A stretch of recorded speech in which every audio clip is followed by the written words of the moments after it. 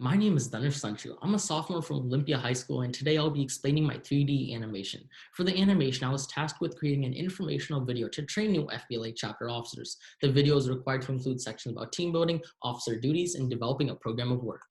So in order to make an accurate video, I had to do a lot of research. My research consisted mainly reading articles on the FBLA website, which explained all aspects of the duties of a chapter officer. Then I talked to my chapter advisors and chapter officers so I could get a personal outlook on their roles. After the research stage, I had to move on to the design and development process. And the first step in that process was the screenplay. I thought of ideas for the scenes, characters, backgrounds, and then I wrote my script. For my editing, I used RenderForce, which helped me with my 3D animations. And then I used Audacity for creating the voiceover. Finally, I used Adobe Premiere Pro, which allowed me to combine all of my clips and do some final edits. After this 20-plus-hour editing process, it was time for the outreach section of my project. Although this wasn't in the event prompt, I felt it was essential that my 3D animation completed the job it was meant to do, which is inform chapter officers about their duties. Now let's delve a little bit deeper into the design and development process. First, the pre-production process, which is the screenplay. Many people argue that screenplay is the most important part of any video because it is essentially what makes a video interesting to watch. So I put in a lot of hard work and created an easy-to-use script. Now onto the 3D animation editing process and main production process. The animation technique that was primarily used in this process was digital 3D animation. The first step in the 3D animation editing was selecting the character animations I wanted for each line in my script. I was able to choose between 20 different animations with the help of RenderForest. Then I selected which background animation I wanted to accompany each of my character animations, which I also did in RenderForest. Finally, I compiled all of my animations along with the text to make both an informational and engaging video. The main challenge I encountered in this stage was making this video both educational and fun. I fixed this by pairing colorful animations with important information.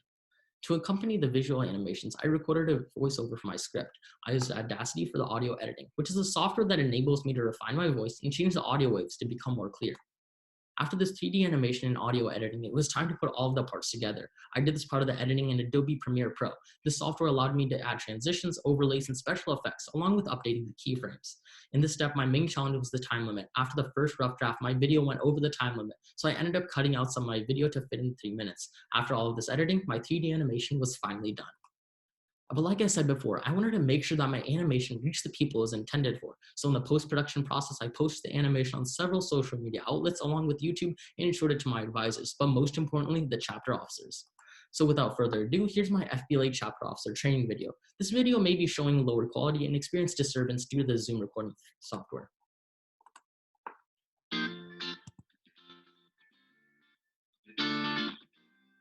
Hello, new FBLA chapter officers. You're well on your way in the FBLA journey. To be a successful FBLA chapter officer, there are several traits and skills that you must possess.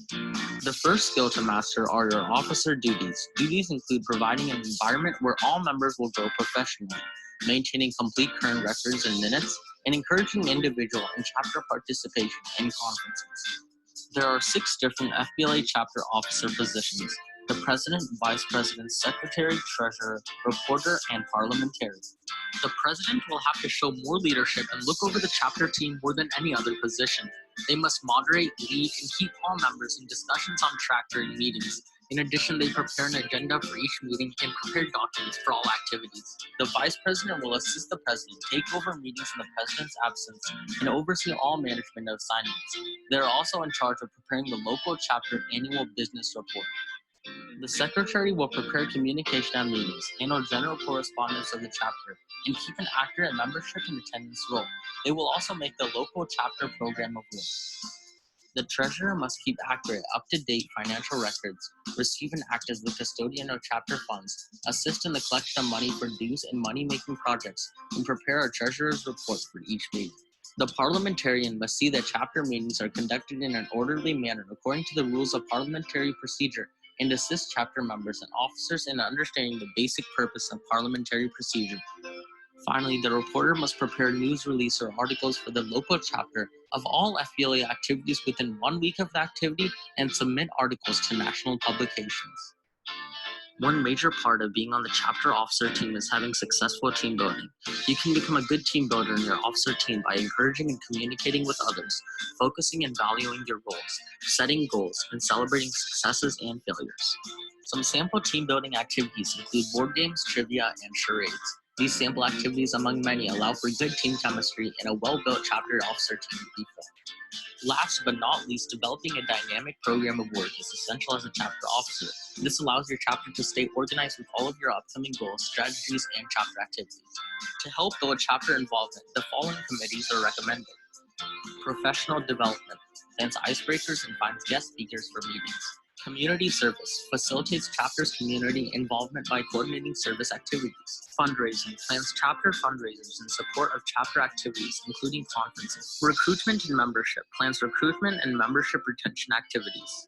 Now that you're a well-trained FBLA chapter officer, help your club succeed and continue on with the rest of your FBLA journey. All right, so there it is, my FBLA 3D animation. But in order to actually make the 3D animation, I use multiple pieces of software and hardware. I use RenderForce for making the actual digital 3D animation. The reason I used RenderForce was because it offered easy-to-use animation software compared to other software, such as Blender, which is exponentially more difficult. I also used Audacity for the voice editing. This was an easy pick for software because there really isn't any other quality audio editing softwares. And I used Adobe Premiere Pro for the final editing because it is a professional video editor and significantly better than any other editing softwares like Sony Vegas Pro.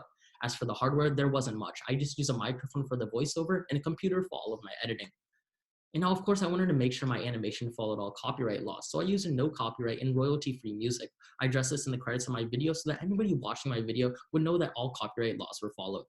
And as for the actual links and sites for my images and music used in my animation and presentation, here's the copyright information.